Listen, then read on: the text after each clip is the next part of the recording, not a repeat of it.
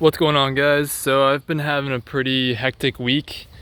I have been able to work on my car a little bit, not that much. I've been recording everything I've been doing, but I just haven't had any time to edit it, and I don't think you guys even really want to see it because I think you guys have seen me pull this car apart enough. But I'll show you what I got. So I got a lot of announcements to make, a lot of updates to make, I should say. And well, actually I do have a lot of announcements to make on this car. Some pretty big changes are actually going to happen to this car. I don't want to spoil anything yet. I guess I'll say once I get to 1,000 subscribers, I will give one of the big ones away. Big changes. I'm also going to be introducing my RSX to the channel, like officially, because I'm going to be I'm going to start modifying the RSX. That doesn't take away anything from this car, because a lot's coming for this car. But yeah, 1,000 subscribers will be one of the big announcements. So this is gonna be like a quick video getting you guys up to speed here. So I pulled the head off. This is actually my old head. I wasn't gonna pull the entire head off. I was just gonna pull the cam tower off, which is this piece right here. I was just gonna pull this guy off and replace my valve seals. I was just gonna get that, sorry, it's actually goes the other way, but I was gonna pull that guy off, replace the valve seals. I thought that was the only issue. Once I pulled that head off, this is what I found. This is the one that actually came off. The cam journals are all messed up. There's like, they actually don't look that bad on camera, but they're all grooved up. Actually, that's because on this side, they're not that bad. But on the actual cam tower, this piece, they're really bad. They're like, if you run your fingernail on that, it catches really, really badly. So this is my old head right here. As you can see, actually the camera makes this one look kind of worse, but it's pretty smooth. So this head is in a lot better shape, at least the cam journals are. So, oh, and sorry, I have like my neighbors like trimming bushes or something, but this is the only time I can record this video, so I apologize about that. So the head is completely done. This head that I got this from the same guy that I bought that bottom end from, that had a bad crank in it. So I don't really know what to think. The head shouldn't have failed within 200 miles of driving it. But the cam also completely failed. Like right here is where it actually rolls in those cam journals, and they're all like grooved up really badly. So I'm just gonna cut my losses with this head, and that's it. Like I'm gonna take the upgraded valve springs from it and swap it over to that head.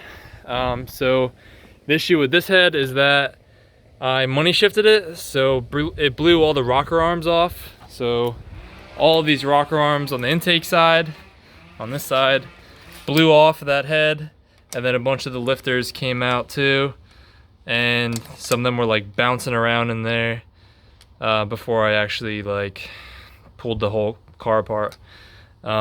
So what I need to do with this head over here is I'm gonna bring it over to a head shop, have them check the valve guides to make sure that they are good, because I'm not sure if they are. Here, I'll pull off the head right now actually so I can show you. Let me just, you guys are gonna have to chill here for like 4 seconds. Okay. So, okay, I didn't think this through where I was gonna put this head once I take it off. Throw it over here. So, the head, sorry, the valves, they don't like really go smoothly. I took a couple of the valve springs off. The valves don't travel smoothly through the guides.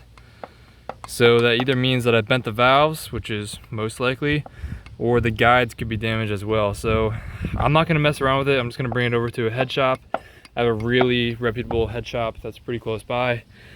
So all I'm waiting for is new valves, then I can bring them over with the head and they're gonna inspect it, make sure it's good. They're also gonna completely clean it because this thing is absolutely nasty. And then I'll be good with that head. So that brings me to the next problem that I found. And that's this block that I got from the same guy. It already had a bad crank that was replaced.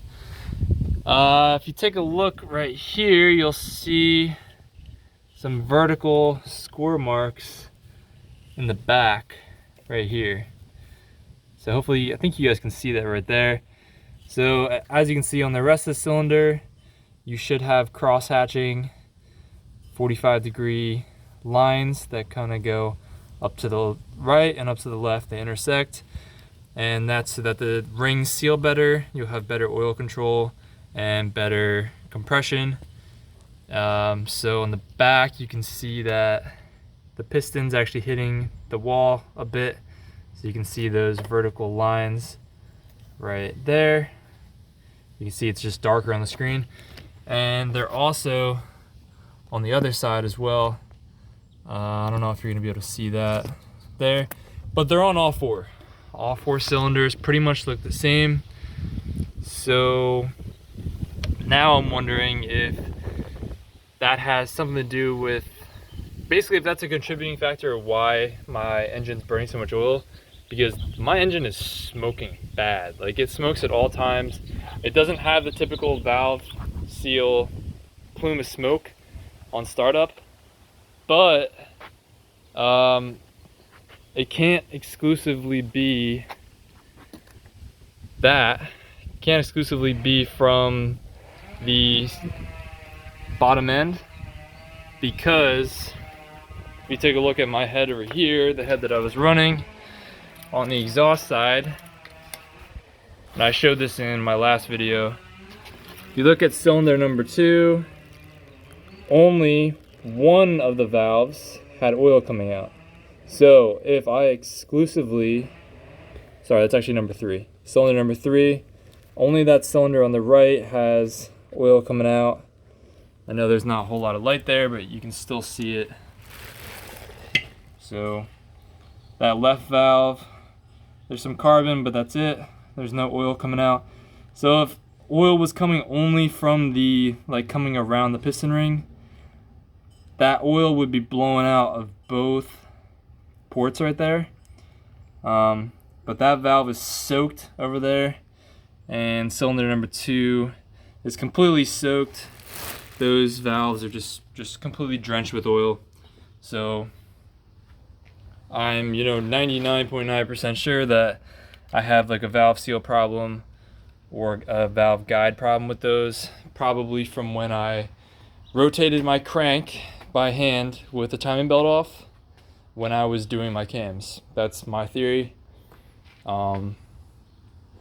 Yeah, so basically I'm getting the head done, and I'm not sure what to do about the block, but I'm probably going to, I'm either gonna hone it and put new rings in. I have new rings on the way, or I'm just gonna reinstall everything as is. But the one thing I'm not gonna do is pull the motor back out, because it's now been out twice in not even a year. And well, this will be part of the big announcement for this car. If that motor comes back out, it's not going back in. I'll just say that. So I think that pretty much brings you up to speed on this. I do have, so like I was saying, I've actually been recording everything I've been doing. I just haven't posted it. So if you guys want to see stuff, I don't know if I showed you guys this, but my turbo blanket like completely ripped apart on the side. So I don't know what is up with that, but I kind of don't want to use it anymore. That really sucks too. Like, everything just kind of been not going my way. Like, I spent $160 on this, and it got me 150 miles of troubleshooting. Like, I haven't even really been able to drive my car yet. So, yeah, like I've been saying, I have been recording everything. So if you want to see stuff on this valve spring compressor, this tool works really well. I don't have there's more to it. There's like an arm that swings. But I recorded how to use that. This thing worked really, really well, so I recommend it. I also got, so this one, you can actually change your valve springs while the head is still in the car. And then I got another one by accident that requires the head to be removed. But this one's way better. You can use this one whether the head is in the car or out of the car. So that one's really nice. If you guys want to see the honing, look at my, I don't miss this about the engine rebuild. The engine swap that I did, like my whole garage is filled with shit again.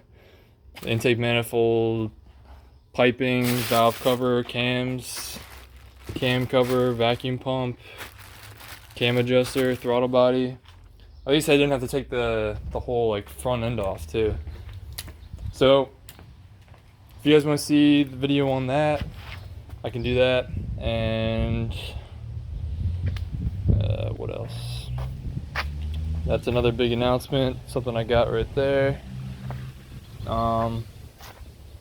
Yeah, so that's pretty much it. So hopefully this goes well and the motor doesn't have to come back out. But if it does, bigger things are coming for the car anyway. So yeah, I think that's it. As soon as I end the video, I know I'm going to think of something else I was supposed to say, but it's alright. Alright, thanks for watching, guys, and listening to me ramble a little bit. I will see you guys in the next video, and hopefully there'll be some good news for this car, finally. Alright, thanks, guys. See ya.